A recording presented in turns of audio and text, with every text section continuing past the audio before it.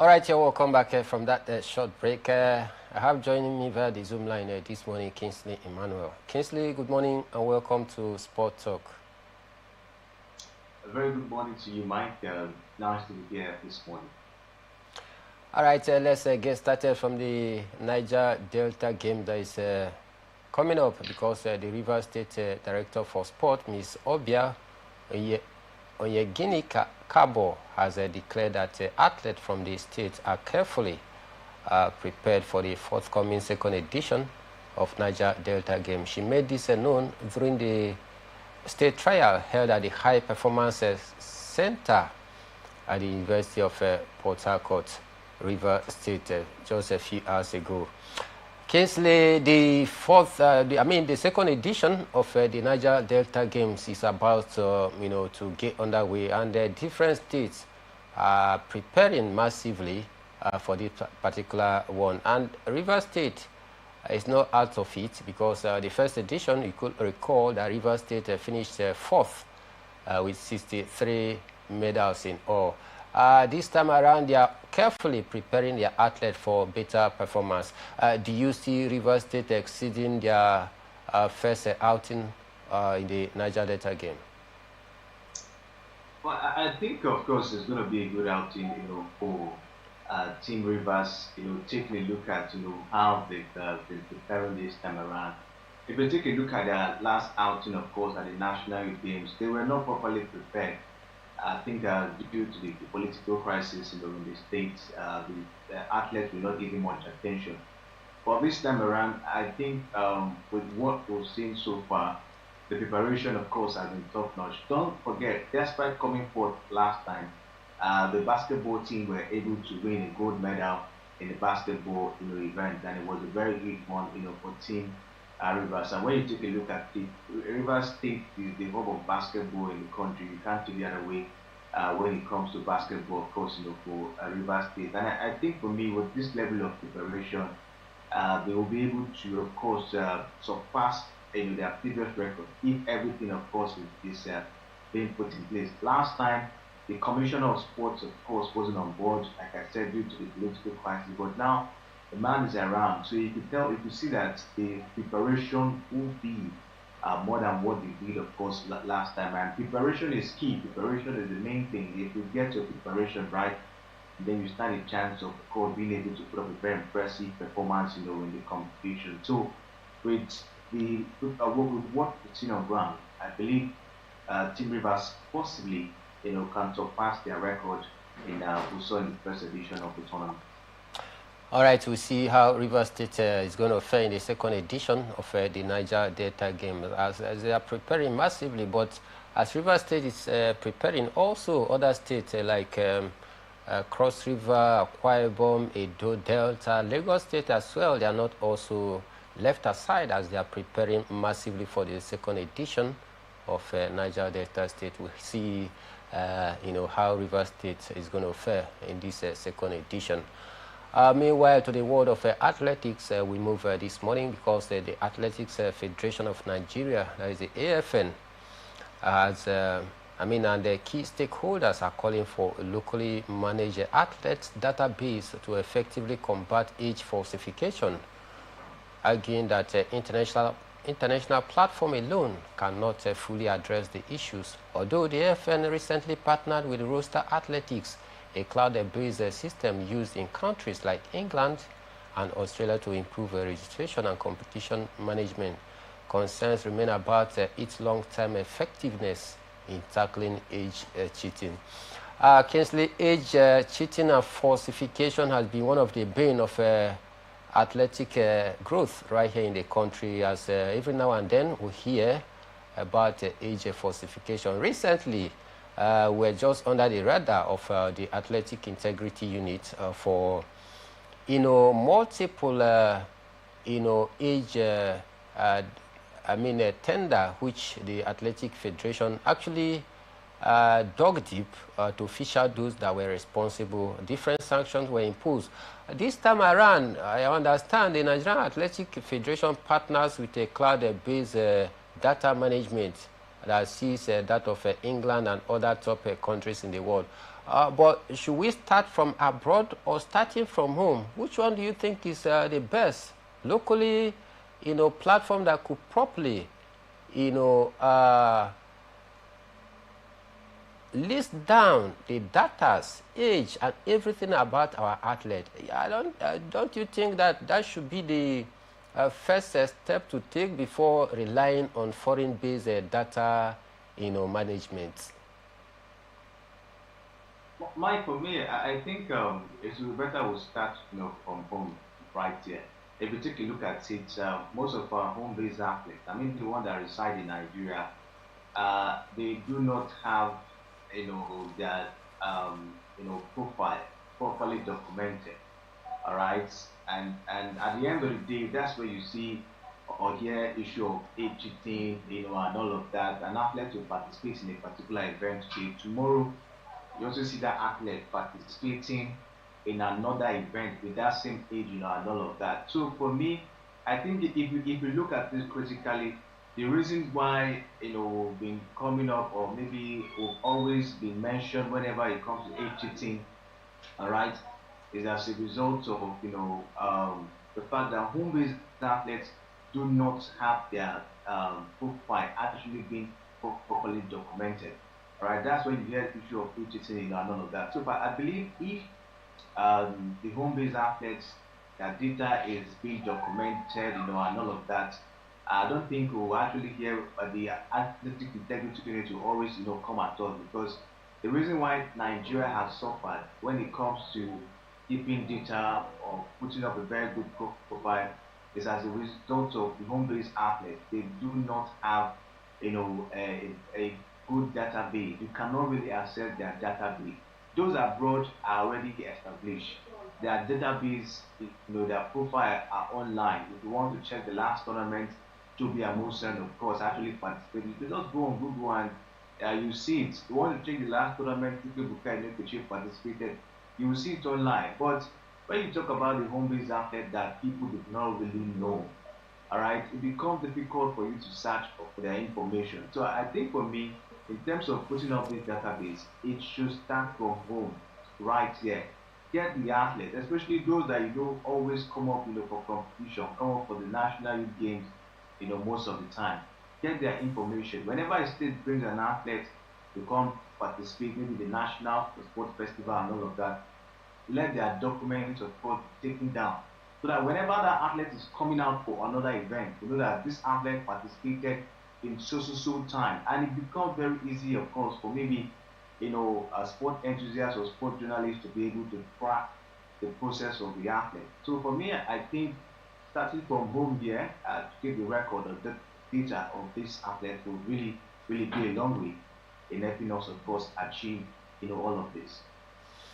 All right, to see how the Athletic Federation can be able to sort out this out, but then we need to start from the home scene because it will be better, simpler, easier to document the data of our athletes before relying on foreign data based management for proper data computations for our athletes.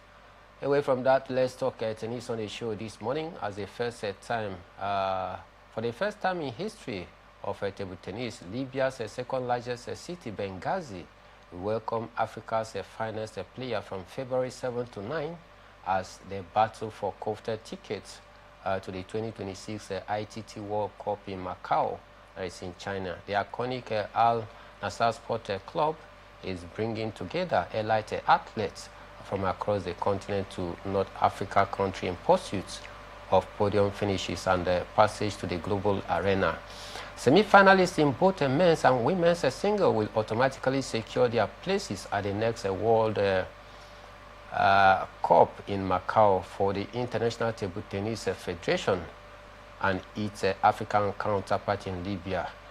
All right, away from that to other big stories revolving around the world of sport this morning, we move because big things, yes, happened in the Australian Open over the weekend, and I can authoritatively let you know that Carlos Alcaraz swept past Novak Djokovic to win the Australian Open for the year 2026.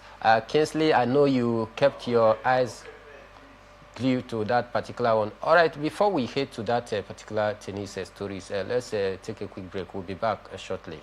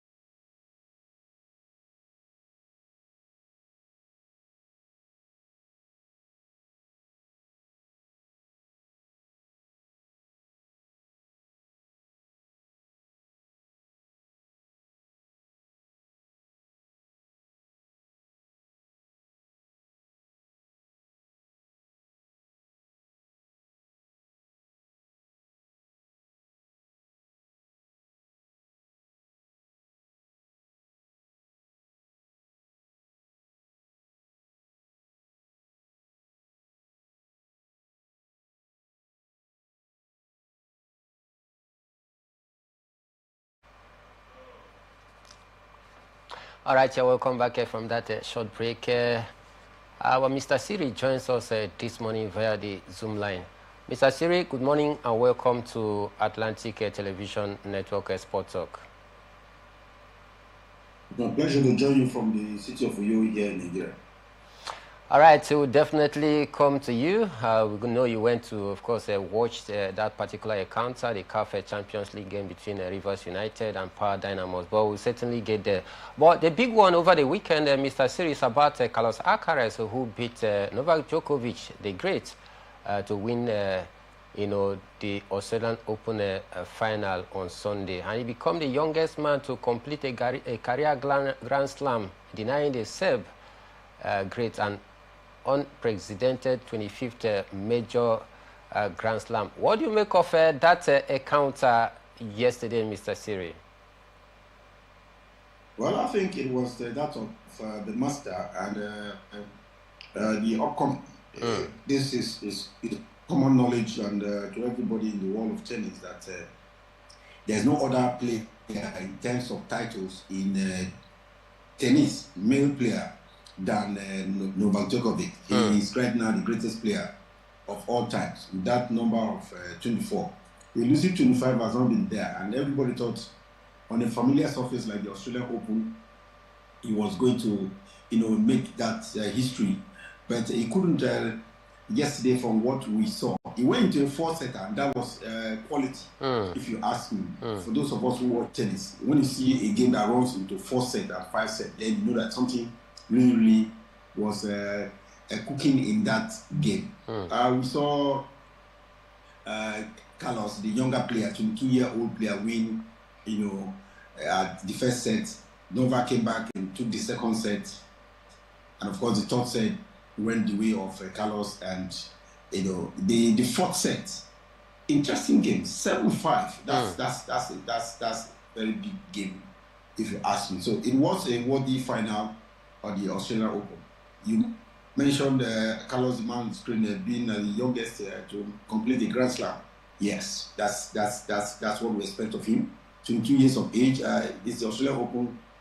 He's not been able to make it, but now he's done it. For Novak Djokovic, he's done it as many as 8 times or so on that surface. So I think what has happened now is that there is a new era of tennis players, and this era looks likely to be dominated by by Carlos Alcaraz, the young man from Spain. Interestingly, you saw his master, so to say, watching him, another Spaniard as well, one man who started at a very young age. Roger Federer. So I think if you are full of tennis, not Roger Federer now. Talk about what's his name now? I can't get his name ready. The Navas. I'll get his name shortly. But then, like I was saying, the truth is that a new era of tennis now. The era, like you mentioned before, it was Roger Federer, Novak Djokovic came to take over. Now, I think Carlos Alcaraz has come to take over. But give it to Novak. He took out the world number 2 and what is his name? Yannick Sinner. In leading up to this, leading up to this final. So yes, he may have rested because of one or two of his players pulling out through at the quarterfinal and at the semi-final. But then I think it was a worthy final for the Australian Open at the Grand Slam, the first of the year, and I think there's many more to come. But I think Novak Djokovic has to now begin to make plans to retire from the game, and everybody will stand up for him as he makes that plan. Talking about making plans to retire, do you think that this is possibly the end of the road for Novak Djokovic? Do you see him dropping the racket at this time? He's one man that has won the Grand Slam before, so we still have 3 more Grand Slams, for this year. There's still the Wimbledon, there's still the US Open, and so I strongly believe that he will have to try it out. If he cannot get, at least a slam out of the available 3, then he definitely has to make plans to retire. They say you quit when the ovation is loudest, and I'm very sure the same way we saw of Roger Federer and others who see him retire as well, because it doesn't come early. I was still trying to remember the name of the other Spaniard that had made plans as well to retire from the biggest occasion. That's what it is. Every era has its own player. We've had the era of Novak Djokovic. Now I think it's the era of Carlos Alcaraz, and there's nothing stopping him. He's only 22 years of age as compared to a nearly 40-year-old Novak Djokovic. All right, moving on to the female category. On Saturday, we saw Elena Rybakina inflict a further Grand Slam final heartbreak on world number one Arina Zabalenka with a dramatic third set fight back to win her first Australian Open title. It was yet another, entertaining encounter, Mr. Siri, between Rybakina and the world number one. But then at the end of it all, Rybakina reigned supreme as surprisingly she beat the world number one to lift her first Australian Open. I know you kept your eye glued to that particular encounter. Where did it all went wrong for the world number one? It didn't go wrong for her. She gave her best, and her best was just not good enough. The momentum right now between these two, Elena Rybakina and Sabalenka, is with Rybakina. If you remember, only a few months ago, in November, I think, yes, November, which is just about 2 months ago, we saw the same Rybakina beat Sabalenka in the WTA seasons final. And like I keep telling people, Elena Rybakina is the best female tennis player going by the result of that WTA finals for the females that took place in November, because she beat the world number one. But for Sabalenka, yes, she's world number one, no doubt about it. But the best female tennis player, she's the world number one by ranking. But the best female tennis player at the moment is Rybakina, and she showed it again, at that Australian Open final. It's getting close.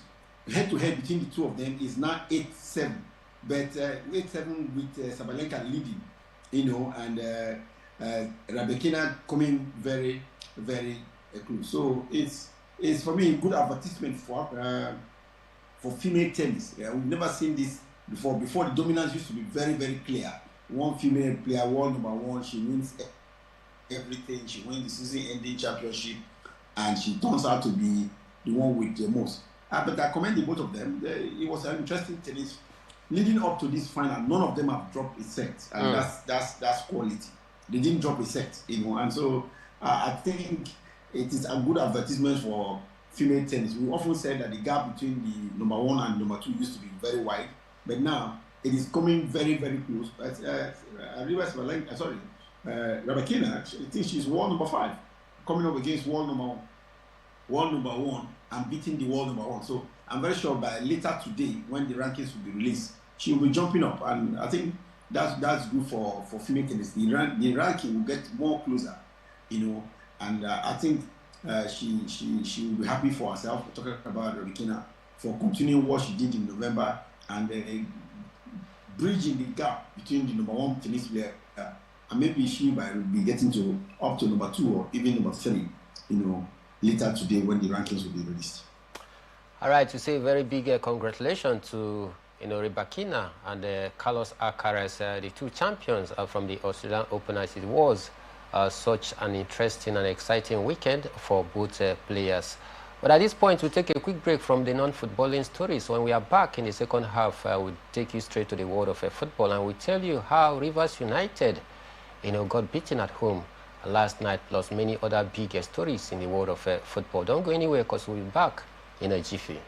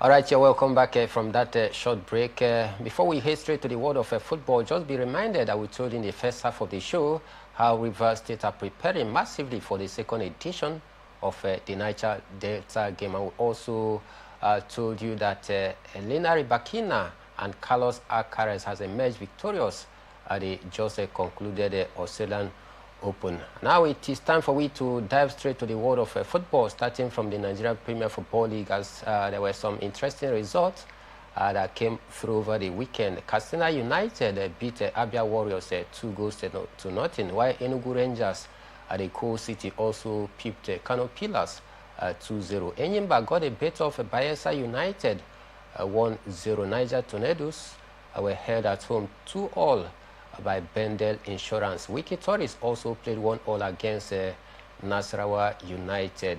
Mr. Siri, the People's Elephant, talking about Enyimba Football Club. With their new coach, he seems to start to be starting life on a positive note with that slim 1-0 victory. Do you see Enyimba turning around their fortune for good in the league this season? That's a big question to answer, and it will take weeks for us to know whether the new coach is getting it right. Of course, the new coach is not new to Nigerian football. Manuel Josh is one man who has been around, left, is not Nigerian, it's a foreign coach. But then I think he has kept his eye on what happens in the Nigerian league. And let's see what he can revive Enyimba. Enyimba is going through a very tough time. I don't know of the level of sponsorship from the Abia State government, but changing sporting directors and over time is, I think, giving interest, because these sporting directors are the ones who ensure recruit players most times into the team, and players loyalty could shift easily. I hope this will be properly managed. Ken Nwankwo, since his appointment as the chairman of the club, has not gotten result as expected of the quality of a player of those status. So I hope they can weave out the pattern where there will be synergy in terms of do they all agree on the quality of players they recruit to the team and the coaches as well, so that everybody's on the same page. That brings more result than the situation where maybe sporting director has a different idea, the chairman of the club has a different idea, the state government, the sponsors of the team have a different idea. That's what we have seen in Enyimba in the last few months. State government on a different page, the director of sports on a different page, the chairman of the club on a different page, and that is showing on the pitch in terms of results they get, whether they are in Aba or they are away from Aba. They are very poor this season.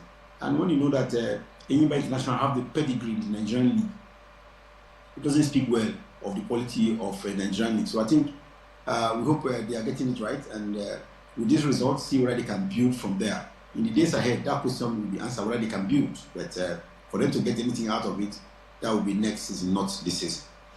All right, next season is the most assured time for Enyimba to get back their groove.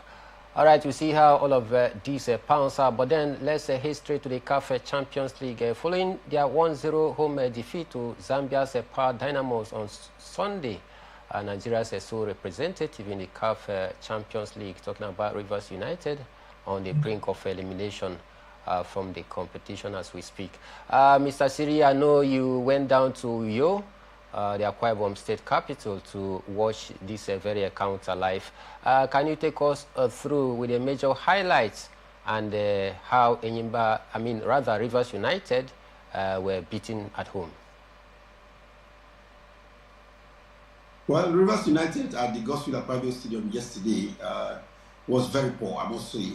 They approached the match from a very lackadaisical attitude. It was very slow in their build-up to the game, and it showed in the first 45 minutes. They didn't look purposeful. They didn't try to unsettle their opponents. And I questioned how this could be, because this is the same team they have played just a few weeks ago in Zambia. So they should have had knowledge how this team operates and how to confront them in the return leg, but they didn't do that. They were very slow in their build-up, and for me, even the coach admitted that. Talking about Coach Finidi, that the team's build-up was very slow, and until maybe the last 10 minutes, maybe when they considered the goal early in that fixture, and they didn't at all, it was only after they considered goal they started showing some level of urgency, and when it only dawned on them like 15 minutes to the end of the match that they may be losing the encounter, and that's when they started showing some purpose and urgency, trying to see where they can equalize. But by then, the Zambian side, Power Dynamos, had dug in deep, and they were now comfortable on the ball after scoring very early, about 6 minutes into the second half. They were now comfortable, and they were able to soak in little pressure. I must say, little pressure that Rivers United, put on them. At the press match conference, Finidi George did admit that the team was very slow. And I asked myself, if the team was slow, was that the way he set up the team? If he didn't set up the team to be slow, what did he do, to ensuring that all of that changed? He didn't do anything. It was the same situation throughout 45 minutes. By second half, they considered, and only then did they start to show quality. Yes, it's common knowledge that Rivers United is very poor in terms of goal scoring. In 4 matches, they have scored only 1 goal. In the CAF Champions League and, of course, in the Premier League here in Nigeria, they are one of the least scoring sides in the league, even when we see them at the top of the league table. But then, yes, we knew this last season. What have you done to ensuring that, yes, if your attackers are not clinical, then the team can be clinical? Don't score from a stretch. They must find a way of scoring. Not maybe rely on 1 or 2 attackers in the team. Then maybe let the midfielders join in the act of goal scoring. But I don't think any of that is done. And for me, that is purely coaching. There's no, if you don't have an Osimhen in your team, then you should be looking for an Ademola Lookman, a midfielder that can join the attack, or even a defender that can come to score goal. These are things coaches look at it. People are talking about maybe Arsenal not scoring from open play. They score from set pieces. If you are strong in set pieces, then use set pieces to score goal. You must devise a way of scoring goal. Goals is not only to be scored by strikers. Goalkeepers, as we have seen score goal only recently in the Champions League, Benfica goalkeeper came up to score because they knew maybe their defenders, their midfielders could not get the goal, but the goalkeeper himself can get the goal. So I think all of this boils down to the level of coaching the team is getting. You must devise a way. If you can't score goals from your striker, then look for midfielders to score. Look for defenders to score. Look for your goalkeeper to score. And I don't think that innovation or that creativity is on the part of Rivers United. And it's very sad that Rivers United now have dropped 2 games, have lost 2 games at home in the CAF Champions League group phase. They are not good when they travel away. They've lost as well. And now losing to one of the weakest teams in this year's CAF Champions League, Power Dynamos of Zambia. In fact, talking to their coach last night, the coach said, well, his team too has goal scoring problem. They create a lot of chances, but they can't score. This is the type of thing that comes to the public stadium to beat Rivers United. They created chances, and if they had the ability to score, it could have been like 3-0 or 4-0 against Rivers United. So I think it's very bad losing to a poor side like Power Dynamos of Zambia, a team too that travels badly and don't get goals. It's bad. They went to Zambia, they couldn't win, and other teams have gone there and they have gotten results because of the quality of teams. So it was 2 bad teams, in my opinion, that was on showcase last night. And unfortunately, the away side, Power Dynamos beat Rivers United. Rivers United needs a lot to do in terms of reorganizing their team for them to play on the continent. This Rivers United do not have the quality to play on the continent of Africa.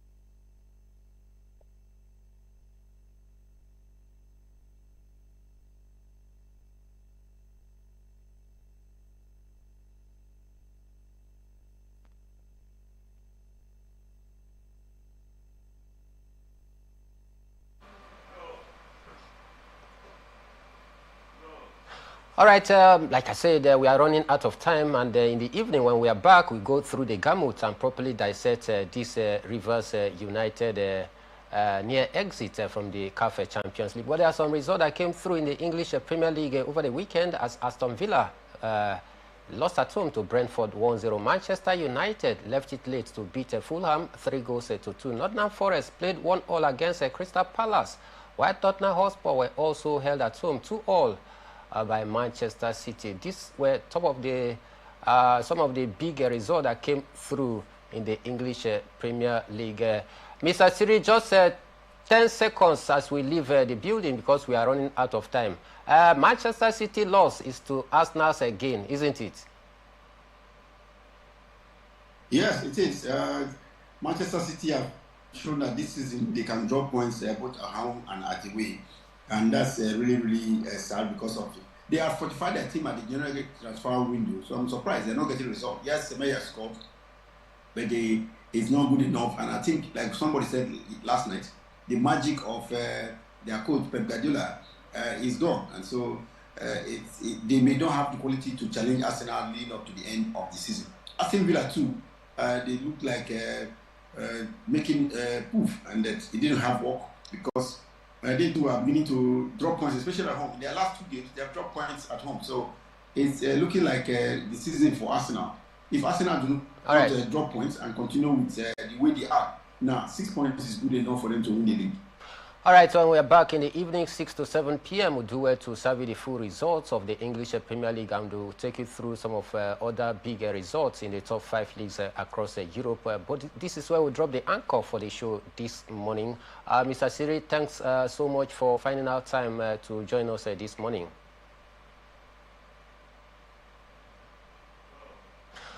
All right, my name is Emmanuel Michael. I'll make a return in the evening, but you can do it to go down to our various social media handle. The conversation continues there. My name is Emmanuel Michael, and I'm out.